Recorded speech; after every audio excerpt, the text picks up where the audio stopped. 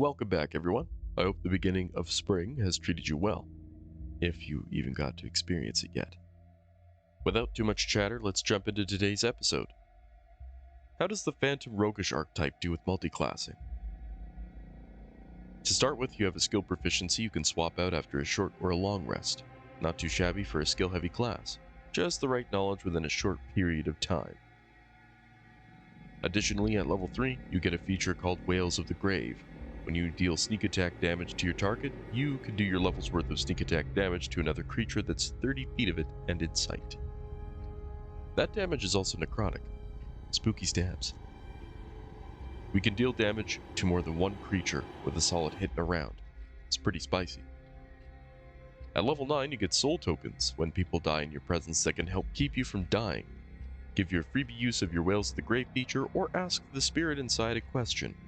The token is expended after its use. So I guess the more death happens when you're around, the more enduring your tool belt becomes. At level 13, you get the Ghost Walk feature, something else that works with the soul tokens for its expendable uses. As a bonus action, you can partially phase into the realm of the dead. You have a flying speed of 10 feet, you're harder to hit, and you can phase through people. But you get shunted if you end your turn inside something. Or someone. Don't look at me like that. It's for clarification, I swear. At level 17, you become Death's Friend. How splendid. Whales from the Grave deals damage to the first and the second target, and at the end of a long rest you get a free soul coin. And that's what committing 17 levels in this class can get you. Though realistically, the benefits of 3 levels into Rogue gives us enough to work with on its own to complement another build, most likely on the melee or close range side of things. Getting to level 9 for soul tokens is most likely the best middle ground for a multi-class build. Without further ado, we'll bring in my first matchup. War Cleric would be a pretty decent one if you're willing to sink some points into Wisdom. It comes out with a bonus action, attack, and charges equal to your Wisdom. Some healing and martial boosts from your Channel Divinity features. Even if you just sunk one level into Cleric, that would suffice on its own. Getting to level 6 lets you have a reaction Channel Divinity feature that can boost your ally's attack roll by 10. You have some fairly solid spells on top of that. That never fails to come in handy at some point. If you're brave enough to sink 8 levels into Cleric, you can add 1d8 radiant damage to your damage roll once per turn. It rounds off nicely. You get 2 feats and a solid, if minor, damage boost in comparison to Whales of the Dead. Ultimately, a pretty decent multi-class that helps in various different ways. If you put some points into Charisma, becoming a Paladin might be the next decent step in the Phantom process. Perhaps you're a sworn knight who returned after surviving the realms of the dead. Regardless of your experiences, we have 2 divine examples in this episode. Oath of Vengeance would be ideal, gaining higher chances to hit thanks to spells and features alike, and more damage with Divine Smite. If you're high enough level to gain second level spells, you have access to Misty Step, which has always been there for me in my worst encounters. I would also deem it thematic multiclassing.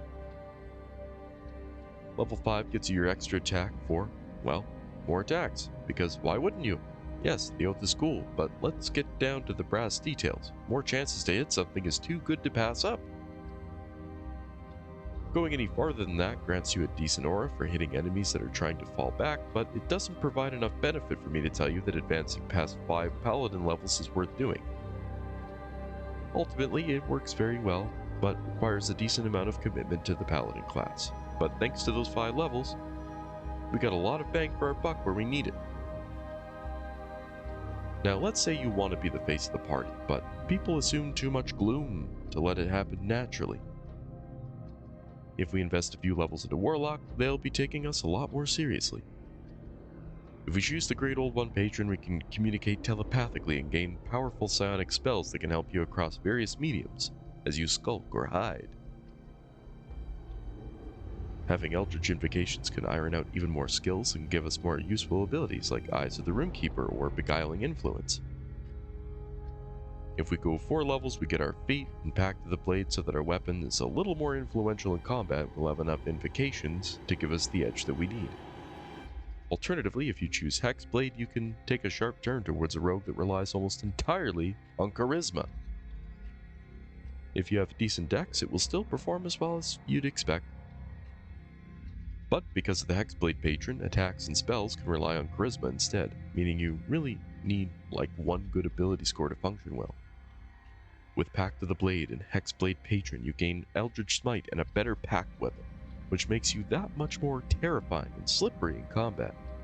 Whether utility or damage is your focus, we have a few decent examples if you're adding Warlock to your character's build. That's all I had for this episode. I feel like these ones were a little more brief than the last time I covered rogue multiclassing, but sometimes those more briefly worded abilities make the foundation of a near unshakable multiclass. Let me know in the comments below what subclass I should shake around next, and until the next one, have a wonderful existence. And if the sky is gray, but the breeze is gentle, the quiet palace shall be nearby.